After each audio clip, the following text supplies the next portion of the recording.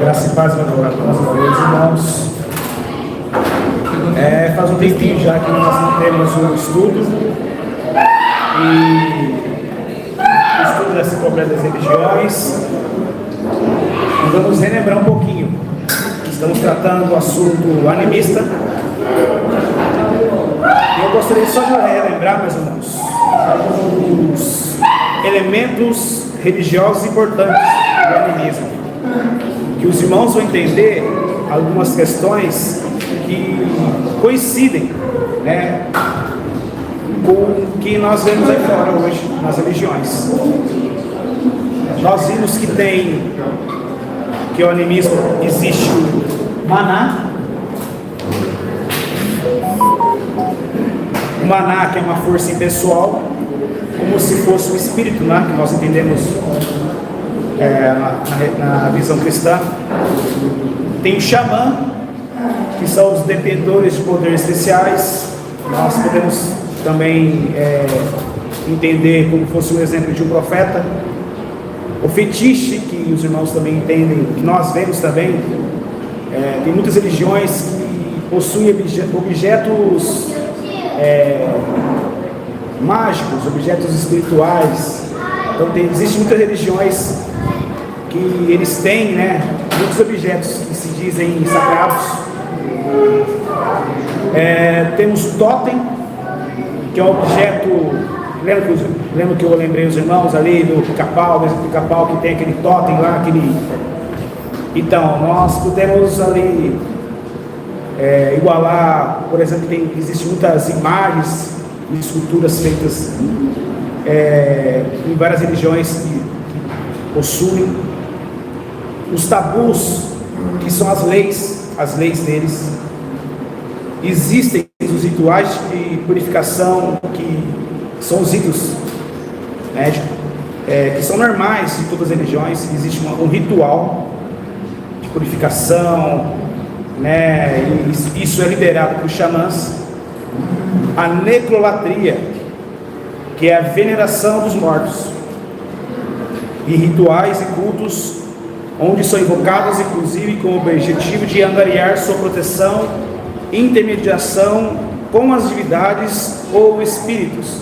Então, esses pontos são nomes, até alguns que são conhecidos, por exemplo, tabus. A gente ouve muito falar sobre a palavra tabu, sobre xamã, mas tem outros que são um pouquinho mais difíceis, né, de a gente ouvir falar. E nós, irmãos, vão ver que são palavras difíceis, diferentes, porém muitas religiões têm esse costume, com nomes diferentes, mas tem. E continuando, vamos lá, na página 34, vamos lá. A maior parte da África é animista, sendo bastante vivo no mundo rural. Estimada a quantidade de quase 200 milhões em todo o mundo. Os animistas não constroem templos para os seus deuses. Às vezes, constroem pequenos altares nas casas dos ancestrais falecidos, onde fazem uma espécie de culto com a base nas crenças animistas. Crenças em seres incorpóreos, como almas, espíritos e deuses. Algo totalmente contrário ao que Paulo diz em 1 Coríntios 8, 5 e 6, que defende a ideia de um só Deus e um só Senhor. Então, eles não possuem templos. Por exemplo, a igreja Elim de Hortolândia, ele tem um ponto geográfico, que é Hortolândia. A igreja Elim de Hortolândia, fica em Hortolândia. Os animistas, eles não têm isso. Eles possuem altares em suas casas, em algum ponto na região em que eles vivem. Então eles não têm como se fosse a igreja, eles não possuem. E os irmãos vão começar a entender que as religiões, elas partem de um princípio. E tem muitas religiões né, que nós vamos ver no decorrer do estudo das religiões, que coincidem com o que o animismo segue, né? Então, em 1 Coríntios 8, de 5 a 6, o apóstolo Paulo diz: porque ainda que haja também alguns que se chamem deuses, quer no céu, quer na terra, como há muitos deuses e muitos senhores, todavia para nós há um só Deus, o Pai, de quem é tudo e para quem nós vivemos, e um só Senhor, Jesus Cristo, pelo qual são todas as coisas, e nós por Ele. Então o apóstolo Paulo diz aqui, né, defendendo, né, em defesa a essa religião, que não existe vários deuses, vários seres poderosos ou algo parecido, e sim existe um só Deus. Então não existe espíritos nas coisas, não existe espíritos nos elementos, não existe. A força, a nossa força vem do Senhor, vem de Deus.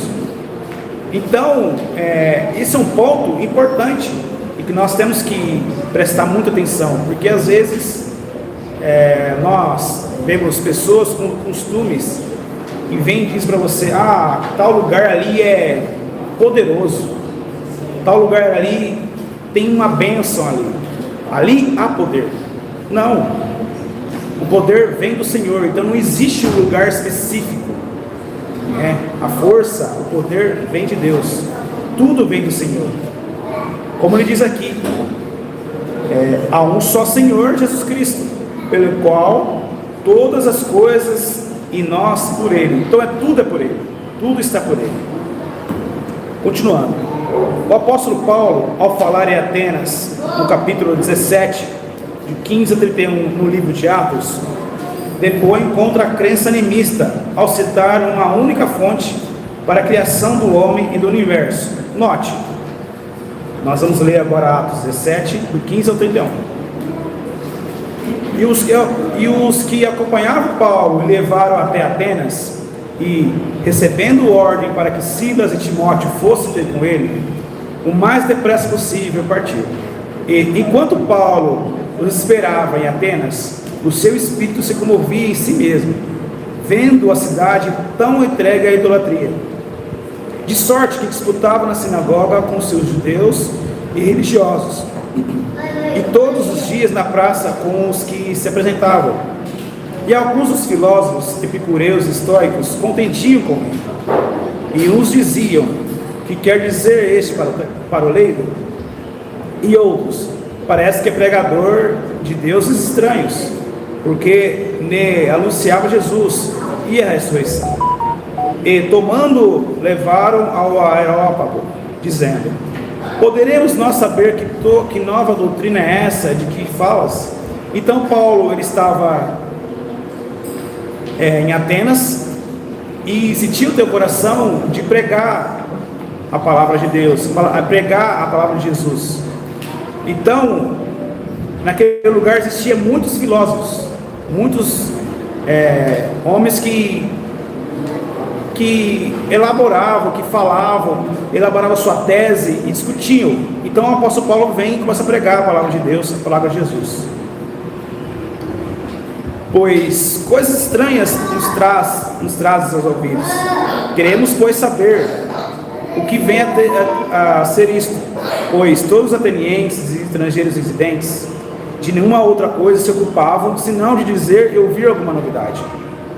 E, estando Paulo no meio do Areópago, disse: varões atenienses, em tudo vos vejo um tanto supersticiosos, porque, passando eu e vendo os vossos santuários, achei também um altar em que estava escrito: ao Deus desconhecido.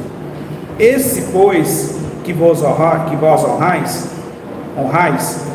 não conhecendo, é o que vos anuncio: o Deus que fez o mundo e tudo que nele há, sendo Senhor do céu e da terra, não habita em templos feitos por mãos de homens.